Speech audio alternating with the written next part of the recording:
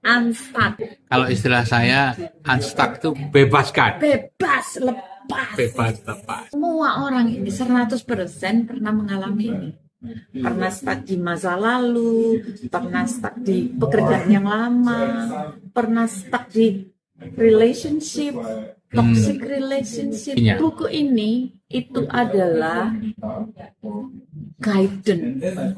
Oke. Guidance bagaimana sih kita itu mencapai tujuan hidup yang sebenarnya. Bagus banget, inspirasional, step by step yang ada. It's really like self-growth, self-development book. Recommended. Satu pelajaran yang saya petik dari Santi dan terutama yang paling penting buat saya adalah hidup itu berubah dari sebuah pilihan. Kita tidak menunggu perubahan itu terjadi terhadap kita, tapi kita memilih untuk merubah habit, sikap hidup kita, sehingga kita mampu menjadi unstuck dari keadaan yang mempenjarakan hidup kita. Kita sedang berada di Perth ya, di dekat pusat kota, di Tempayan Bay. Ada launching buku karya orang Indonesia.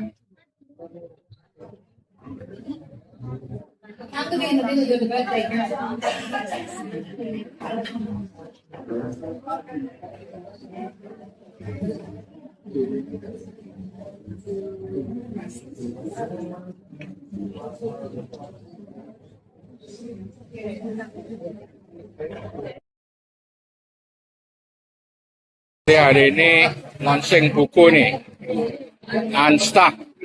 Penulisnya orang Indonesia, Santi Indriani.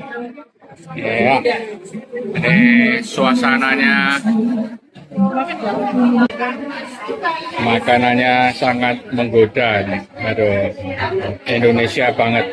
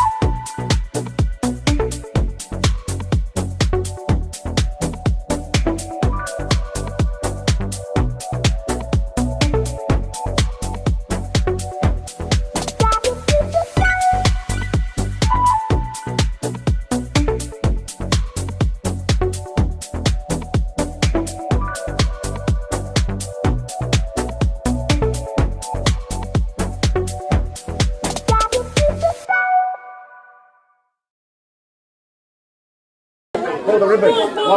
Yeah.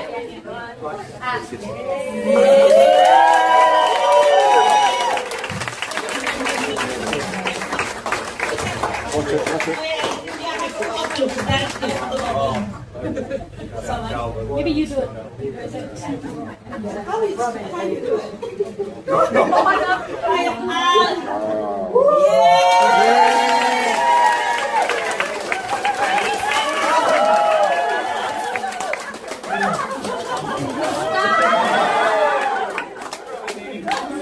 Everybody stop now.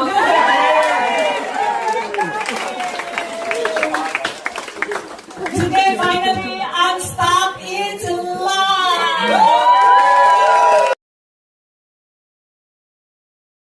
Unstuck. Kalau istilah saya, unstuck itu bebaskan. Bebas, lepas. Bebas lepas. Oke. Dalam kehidupan kita tuh pernah stuck di suatu tempat. Nah, Semua orang ini 100% pernah mengalami ini. Pernah stuck di masa lalu, pernah stuck di pekerjaan yang lama, pernah stuck di relationship, toxic relationship, pernah stuck di mana kita itu pernah terjebak dalam situasi yang di luar kontrol kita. Oke. Dan buku ini apa sih yang isinya? Buku ini itu adalah guidance. Oke. Guidance bagaimana sih kita itu mencapai tujuan hidup yang sebenarnya. Purpose of life itu kalau slogan aku ya, live fully, love deeply, embrace peace. Oke. Ya, nikmati hidup senikmat-nikmatnya, have the best life. Oke. Love deeply, mencintai sesama, mencintai sekitar, mencintai buku, mencintai apa. Mencintai itu bisa sampai deep gitu. Oke. Sama peace, ya weh, peace saja. Kalau di luar sana kita nggak bisa kontrol, orang lain tidak bisa kontrol, yang kita bisa change and control just ourselves. Jadi fokus on. Ya. Jadi di buku ini menceritakan tentang awareness, nomor satu ya awareness. Bagaimana kita lahir, bayi itu kan lahir confident banget. Terus bagaimana dari seorang bayi yang so confident, yang self worth-nya bagus, yang self love-nya juga bagus, itu tiba-tiba menjadi enggak lagi karena kita di shape sama outside world ya, sama orang tua kita, sama sekolah kita, pekerjaan kita dan semua. Akhirnya kita fokusnya keluar.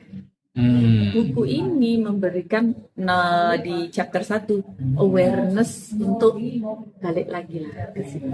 Oke. Focus on you. Habis itu setelah awareness-nya sudah ada, aku mind shift di mindset-nya.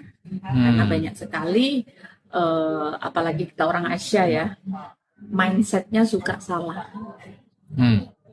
Contoh, nggak boleh sombong, nggak boleh ini, apa katanya dia, apa katanya situ, apa katanya tetangga, jangan begitu, jangan begini, laki-laki nggak boleh nangis, laki-laki harus kuat. Oke. Itu tuh mindset yang harus di mind shift dulu menjadi resourceful mindset. Jadi ada 5. Ada you get what you focus on, dari fokus, mana yang bisa dikontrol, you can only change and control your life. Nomor 3 itu we can only give what we have. Mindset yang nomor 4 itu adalah our biggest responsibility number 1 is you. Sama yang nomor 5 adalah we attract what we are. Oke. Kita ini cuman film. Oke. Jangan terlalu di-expose supaya orang Iya, mau iya, baca. iya. Oke. Supaya penasaran Oke. ya. Jadi tadi kan sudah ini adalah guidance untuk bisa mendapatkan purpose of life. Correct. Oke. Correct. Diharapkan setelah baca buku ini orang akan menjadi seperti apa? Aware dulu. Aware dulu ya. Aware dulu.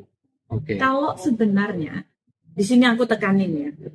Kalau perubahan, change does not happen by chance, but by choice. Oke. Ya, kita itu berubah tidak harus melalui keadaan, tapi milih saja. Karena itu pilihan. Contoh, kita nggak perlu sakit dulu untuk merubah gaya hidup. Ya. Nah, itu awareness dulu ya, Itu makanya. awareness dulu. Ya. Oke. Jadi berubah dulu sekarang. Nggak harus nunggu depresi kayak aku dulu baru berubah ya. Sekarang kita itu bisa berubah sekarang. Say, Mas Hengki hidupnya sudah baik, sudah ada di titik joy, sudah ada di titik begini. Ini itu akan mengingatkan kembali bukan mengingatkan kembali ya, how can you stay di situ? Iya. Karena banyak sekali di sini yang dibahas. Ada masalah ego juga dibahas. Forgiveness, ada 5 orang yang harus kita maafkan juga dibahas. Oke. Trauma dibahas, now dibahas, future juga dibahas. Jadi basically buku ini itu cara aku coaching klien-klien. Oke. Siapa yang butuh buku ini? Aku rasa sih semua orang ya. Semua orang. Semua orang. Baik Bukan mereka orang yang depresi saja. Oke, ya. Ya.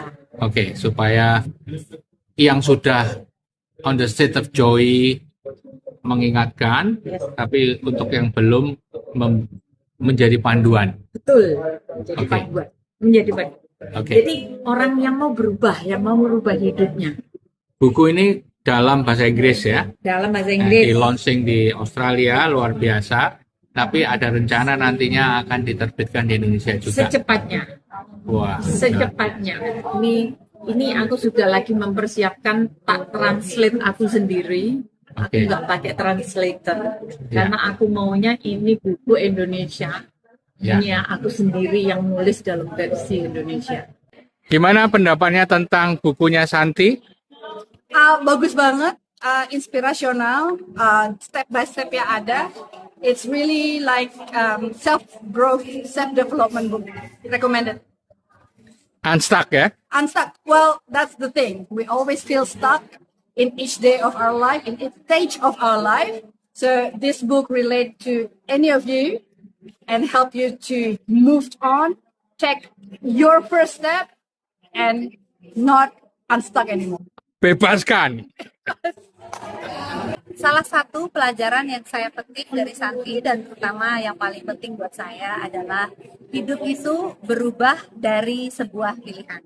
Kita tidak menunggu perubahan itu terjadi terhadap kita, tapi kita memilih untuk merubah habit, sikap hidup kita sehingga kita mampu menjadi unstuck dari keadaan yang mempenjarakan hidup kita. Selamat ya atas launching Thank you, bukunya ya. Thank you. Waduh, luar biasa ini. Jadi penulis Indonesia launching bukunya di Australia. Terima kasih. Ya. Terima Dan kasih atas izinnya. tanya nih, dari seorang yang depresi, ya kan, jadi coach, ya, terus kemudian bisa jadi penulis buku. Gimana ceritanya? Panjang ceritanya. Ya. Oh, jangan panjang-panjang. Jangan banyak. Jadi pokoknya waktu itu aku tuh nggak nyangka orang seperti aku yang selalu ceria, yang banyak temennya, yang selalu dikelilingi orang banyak gitu ya. Terus tiba-tiba kena depresi, kayaknya nggak mungkin gitu loh. Waktu itu aku hamil anak 3 kan, jadi kena baby blues gara-gara jatuh. Terus nggak ada yang bantuin, akhirnya jadi depresi.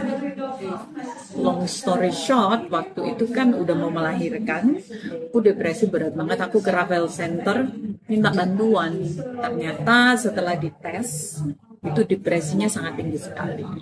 Wow. Jadi waktu itu langsung immediately di refer ke psikolog. Namanya orang kan nggak pernah ada yang bantuin di Indonesia, kan nggak pernah ada kalau ada penyakit mental, tidak ada awareness. Jadi aku tuh nggak tahu ketemu sama psikolog itu seperti apa, ketemu konsultan itu seperti apa. Jadi pas aku datang, nangis lah aku disuruh ceritaan sama mereka. 1 jam habis waktunya, terus aku disuruh pulang. Waktunya udah habis, besok aja dilanjut.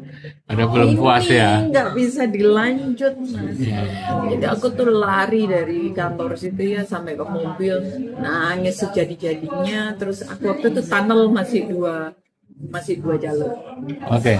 Itu tuh aku ada pikiran, nah, kalau aku mati enak.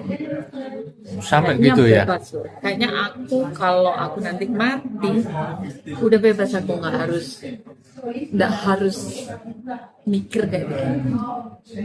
Back then aku tuh lagi mikir, ini mau aku tabrakin ke kiri apa ke kanan ya yang kalau matinya cepet. Waduh. Nah, 80 km Iya, an iya. hour, aku tuh 60 km an hour, ancang-ancang kira-kira nabrak, mau tak gas, tabrakin ke kiri apa tak kanan, bel sama orang. Gitu. Karena terlalu Itu. lambat ya. Terlalu lambat. Itu orang yang ngebel itu angel loh itu. Itu calling dari Tuhan yang ngasih tahu. Begitu aku keluar dari tunnel itu aku gemeteran. Bisa gitu. Nah, Bisa aku sampai mikir terus anakku gimana. Sabrina waktu kecil masih kecil waktu itu. Sabrina anak Brandon- pertama ya. Iya. Sabrina aku pertama masih kecil, masih 4 tahun, Brandon belum 2 tahun, akunya udah mau mati.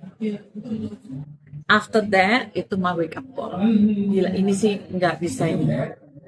Nggak bisa ini, apa, I'm really bad. Itu baru aku realize, oh my goodness, I am in the dark. Oke. Terus? And long story short, 2 minggu kemudian aku melahirkan. Nggak sempat ketemu lagi, seminggu kemudian aku melahirkan, jadi nggak sempat ketemu yang kedua kalinya dengan psikolog itu. Tapi setelah aku dari rumah sakit, baru aku di refer sama coachku yang namanya Beverly Delahab yang kemarin datang itu. Oke, ya. Baru di situ dia itu pakai teknik alam bawah sadar. Dia waktu itu pakai NLP sama hipnoterapi. Oke. Begitu udah selesai di situ, Mas, oh my god, so impact. Gitu ya. Jadi aku tuh habis nangis sampai melungker itu ya. Tiba-tiba dengan tekniknya dia itu aku tiba-tiba bangun itu kayak wah, enteng banget ya, tiba-tiba gitu, hidupku bercahaya lagi gitu. Terus aku bilang, Gini, apa sih yang dirasakan depresi itu?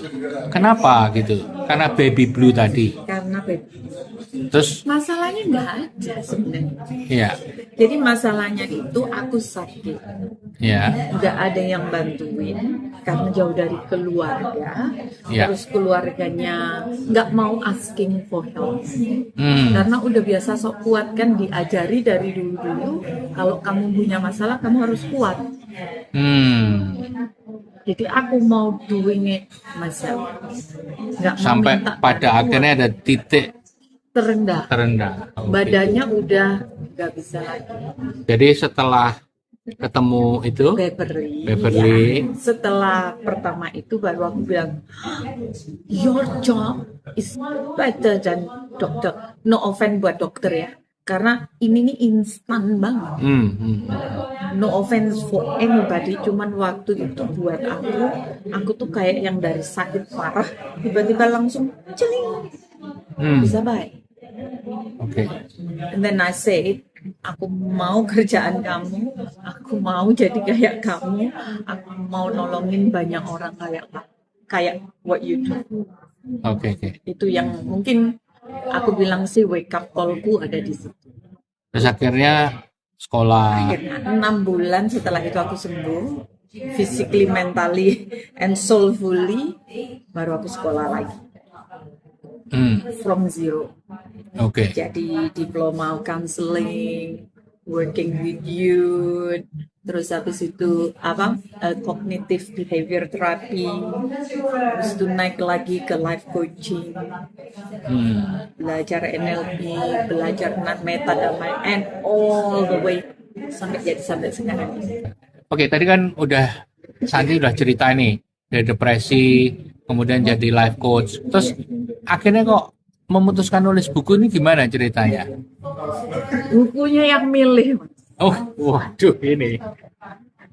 nggak ada rencana sama sekali untuk nulis buku itu, nggak ada. Cuman kan aku witnessing myself dari klien-klienku ya, yang hidupnya dulu bagaimana, sekarang jadi bagaimana. Oke. Karena mereka mau berubah, karena mereka mau bekerja buat dirinya sendiri, working really hard, mau merubah mindset, mau merubah gaya hidup, mau membebaskan masa lalunya. Jadi aku melihat dari yang minus ke plus. Jadi banyak sekali yang aku witness. Suatu hari ada klien cancel, aku scrolling main-main di Instagram, tiba-tiba ada workshop for free. Workshop for free buku. Aku lihat, oh di hotel pasti bagus lah. Bilang itu enak, register myself. Waktu aku datang di workshop itu, aku nggak ada niatan satu, nggak ada pikiran aku mau bikin buku. Aku tuh cuman penasaran orang bikin buku itu kayak apa sih. Aku punya waktu, ya udah aku curious aja. Tapi begitu aku pulang dari workshop itu, I know one thing. Aku datang, aku nggak tahu maunya apa. Aku pulang, aku harus tulis. Oh, gitu ya. Jadi begitu aku sudah mulai menulis ini, jadi kayak semua itu keluar. Mengalir begitu Jadi saja ya. sebenarnya buku ini itu sudah ada di aku, kepengen keluar, Bebaskan, bebaskan. Jadi unstuck gitu ya. begitu aku memutuskan aku menulis, aku nggak pernah nulis loh, aku bukan penulis sama sekali. Oke. Tapi karena udah panggilan jiwa dan buku ini memang harus dikeluarkan, jadi nulis itu udah kayak apa sih Mas, luber, udah kayak Betul-betul mengalir keluar keluar gitu sendiri. aja ya. Dan Wah, luar biasa. cuman 3 bulan loh, 3 bulan ya. 3 Wow, bulan. hebat. Nulis dalam bahasa Inggris 3 bulan. Impossible, Pak. Sudah ada yang ngatur. Iya. Oke. Sudah atas izinnya. Terus another one juga. Apa itu? Aku tuh suka mikir begini. Sebenarnya ini ada dalam doaku. Tanpa aku sadari, aku tuh sudah manifest. Oke. Jadi aku tuh suka mikir gini. Duh, orang-orang yang jadi klienku itu yang cuman bisa yang bayar aku. Oke. Padahal yang butuh aku kan banyak sekali dan nggak mungkin mereka nggak bisa reach out aku. Ya opo yo caranya supaya aku bisa bantuin mereka tanpa mereka mengeluarkan investasi yang banyak. Oke. Itu tuh selalu ada di sini. Ya, benar. Ya opo yo caranya bantuin orang banyak. Gimana ya? Yo wis sama Tuhan dikasih salah satu caranya. Tuh. Sip. Nanti dari buku pasti kan akan keluar, entah itu podcast, Iya. YouTube, TikTok, whatever, nggak tahu lah nanti mau dibawa kemana. Ya.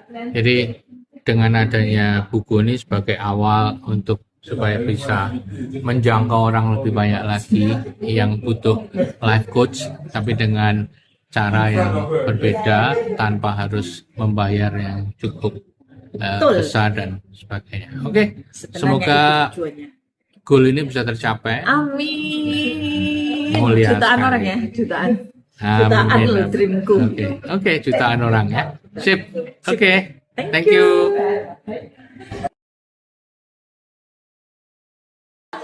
Okay. She always has to be right when sometimes she's not.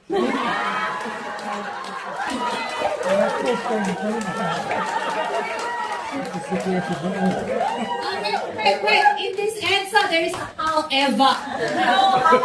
Go on. She's always right.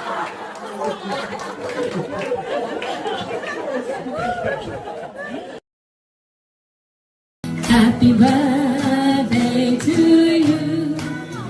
Happy birthday to you. Happy birthday, dear son.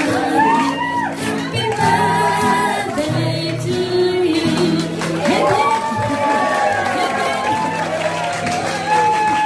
Semoga Tuhan melindungi